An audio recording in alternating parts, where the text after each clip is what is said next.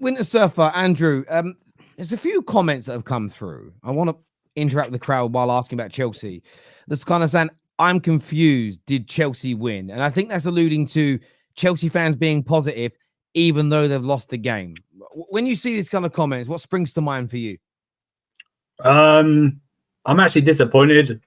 I think we should have taken a draw today. I think our half chances were far better than Liverpool's half chances. That Vega header at the end, that should have been 2-2 right there. He beat Kanate and he was right in front of goal. So Sam's right. Liverpool were playing counter-attack, but they kept giving away the ball to us in midfield and we didn't capitalise. We either divvied on the ball or we passed it backwards.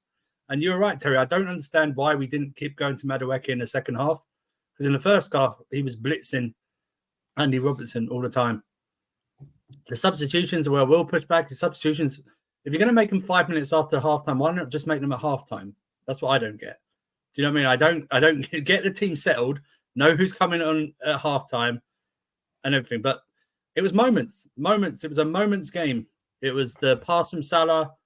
It was the pass from us, Jackson, and it was a penalty. Whether if tossing was a red card, I wouldn't have argued against it. I think it's slightly different because Ben White was all the way over the other side of the pitch and Colwell was nearer. That's probably why he hasn't given it. But yeah, I'm thinking here going. I'm disappointed. I think we should have taken something from that game. I really do. I don't think Liverpool really deserved it overall. But I understand where you're coming from energy wise, and I think what's interesting is maybe it's my age because barring, I don't know, maybe G, right? I don't know how old G is to be fair. It looks nearer to my age, and actually no, Sia looks fucking old to be fair. Sia looks proper fucking old. So I'm fucking 27. Yeah, but you look 47, bro. Like plus the VAT. You know what I'm saying? Like, I ain't joking.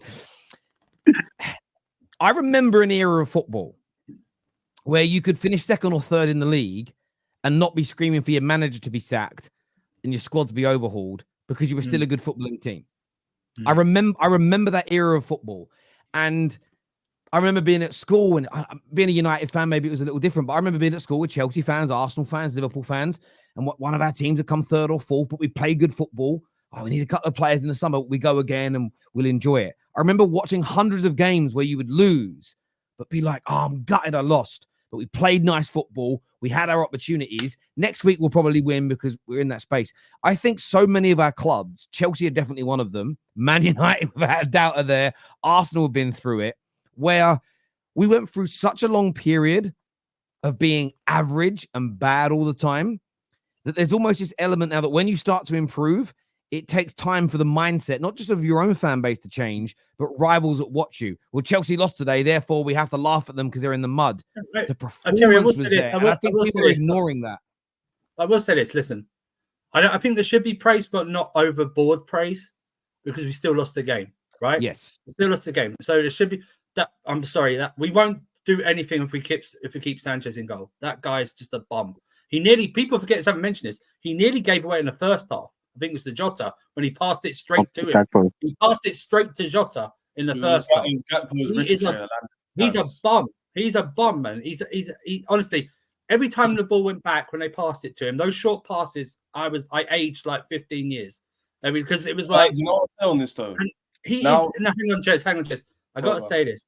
There has been no winning team that's had an average goalkeeper in their team. That's one stuff. There's been none. I take Kelleher. And I rate Kelleher. I take Kelleher over Sanchez every day of the week. Every day of the week. Sanchez will cost us like he did against Brighton, but it will cost us even more. Even the second goal in Jones, he sort of dithered on the line. I thought he could have come out a bit faster for Jones. He should have saved it. He should have saved it. Yeah, I'm not but the problem is just he dithered. He's sort of like. That's what I'm saying. I was going to double down on your point. He's a problem. He's a problem. I also think his playing out for the back is very overrated. It is very overrated, his playing out for the back. I think he's average, to say the least. But you know what? There were very good performances. Palmer didn't show up to that. We had that chance in the first half that went over, but that was it. Like I said, I thought Lavia played well in the first half. Caicedo played well. I think this Enzo thing. I think we created chances when Enzo came on. So I'm not sure what anyone's going on about. But It was that little bit of difference. It was the Mo Salah pass. It was moments today. Yeah. No, and I get what you say about criticizing the team in terms of. I think all of us, I need to see a reaction against Newcastle. That's what I need to see the reaction against Newcastle. But that's also the next few weeks is really interesting because you play Newcastle next, then you play Manchester United. So what you can't afford to do is draw with Newcastle, lose to Man United, and suddenly Man United, after how bad we've been, are sitting 3 or 4 points ahead of you after 10, 11 games, because that's when it becomes that's when it becomes a little bit of a problem. So the reaction from Chelsea is massive. Mike, talk to us about Liverpool's performance today. What do you think, mate? So to be honest with you, my prediction for how we would set up was very similar to what we saw today. I thought that we would try to concede possession a little bit, that we would try to play this counterattacking style, that we would be okay with giving up the ball. Because if you look at Chelsea, almost all of their goals this season have occurred through counterattacks. It's not like Chelsea are building up and breaking teams down. They're hitting them on the break. And so if we can prevent them from hitting us on the break, we can prevent them from scoring. And as you saw it, there were 2 real counterattacking opportunities. Nicholas Jackson hitting it off the outside of the post, right, where he's down clear on the right. And then you had Romeo Lavia's brilliant pass down the middle. Unfortunately, if it's half a second later, Konate's foot is probably drawing Nicholas Jackson offside, but that's not what happened. And it was a brilliant pass. And looking at Lavia today, the fact that we bid for Caicedo should be alone enough for FSG out, because there's no need to bid 120 million pounds for a player when you could have spent 60 on Romeo Lavia, who's an absolute gem. I don't think he got dispossessed once by us in midfield. No, every time he got the ball, he tipped it the right way. But to me, when people come here and they say they thought Chelsea looked really good, I can't blame them. But to be honest with you, I think that that's what Liverpool were doing.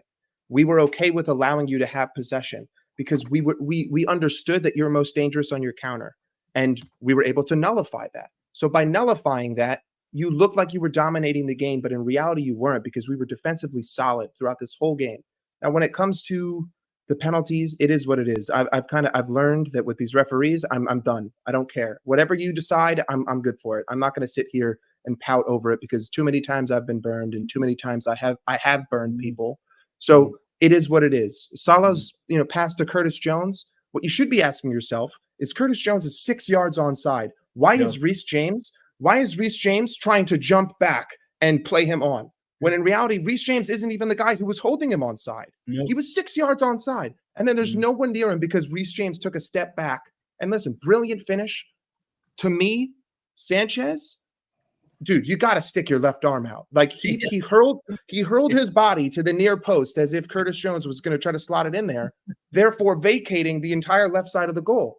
Brilliant finish from Curtis Jones. Also, he talked about it after the game. His job was to nullify Cole Palmer today. That's exactly what he did. We barely saw Cole. Cole did, Ches, I'll give it to you. Cole had the one opportunity, but even the most world-class players in the world, you're not scoring that week in, week out. Cole Palmer is not threading he's not threading that needle every single week. He had another chance where Dominik Szoboszlai blocked it, but guess what? Curtis Jones was right behind Szoboszlai to block it, even if it got through. I think that for us, it was Slot, which is what I thought would happen because of how tactically malleable he's been. He would change our approach. Other people were saying that, no, we're going to try to play this possession style and do it the Liverpool way. But what he showed is that when it comes to the occasion, he can slightly change his system to meet the strengths of the opposition, because we were fine with giving away the ball and you could see it. And we got back. Every time we did, we got back. Another player I have to shout out, Darwin Núñez. The dude comes on and he makes the pass of the game. That 60-yard ball that cut through both of those Chelsea players, ridiculously good. The best pass that I saw the whole game. Unfortunately, Szoboszlai's off balance when he gets to the shot. But listen, either way, also he was excellent defensively. I just thought it was a difference in game plan. Chelsea looked really good, but that's because we were conceding the ball. We ended up, finishing our chances. Offensively, there's a couple of things I could kind of nitpick at, but we ended up getting the 3 points. And Chelsea are a really good side. I think that they're going to pose a lot of trouble for other teams. But, I also think that this kind of highlighted a weakness of Chelsea in their lack of ability to create clear-cut chances from possession play. Because ultimately, your best chances came from counterattacks. And you can talk about the Christopher and Nkunku one, and you could talk about the set piece. But a set piece is a set piece. And the Nkunku one, unfortunately, he's not Erling Haaland and he's not 6'5". No, I'm saying. It's the Vega one for me. The Vega should have buried that header. But the thing is, it's a 50-50 because Konate is also right there. Like Vega gets the head on it. But Mike, if you watch it, he beats Konate. He beats Konate, and he's got a full-on right header right in front. But that's the thing. I can't legislate for that because that's his fault. Do you know what I mean? He didn't get it on target. He had an open chance. Whether he would have hit it straight at Calero or not, I don't know. But it's also bang bang. It's also bang bang. Like, you know, I can only be so critical of someone because I'm not the guy who's 5 yards in front of goal who's got to put that. I'm not even talking. The Nkunku one's like is a half chance if I'm talking about.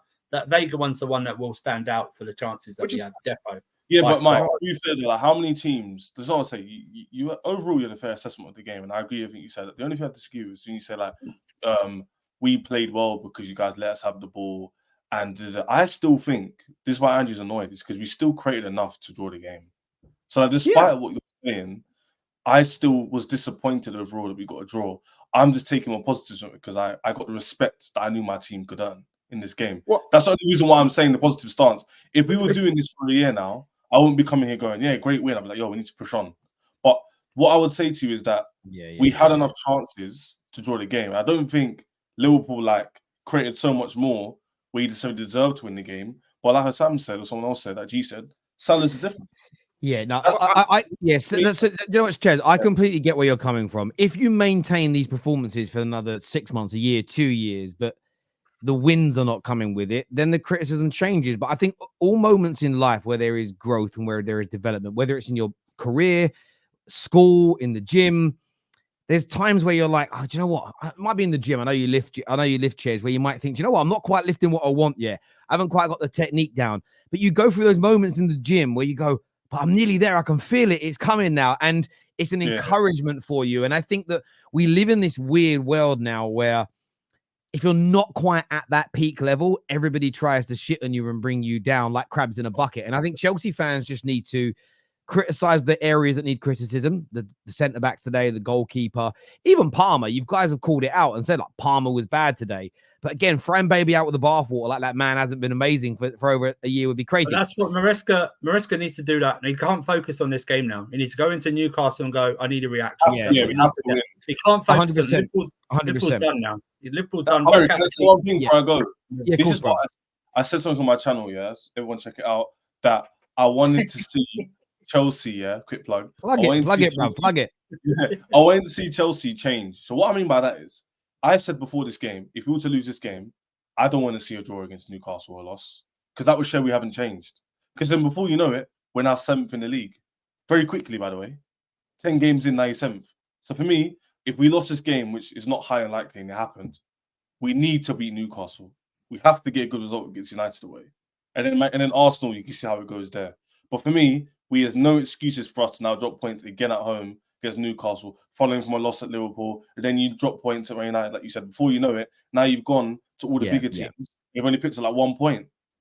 And that's what you're looking at going, So for me, it's not necessarily this game that's the tester for Chelsea. It'll be the next 3. No, I get that. But cheers for coming on, bro. We'll chat again soon, mate. Thank you. I want to go for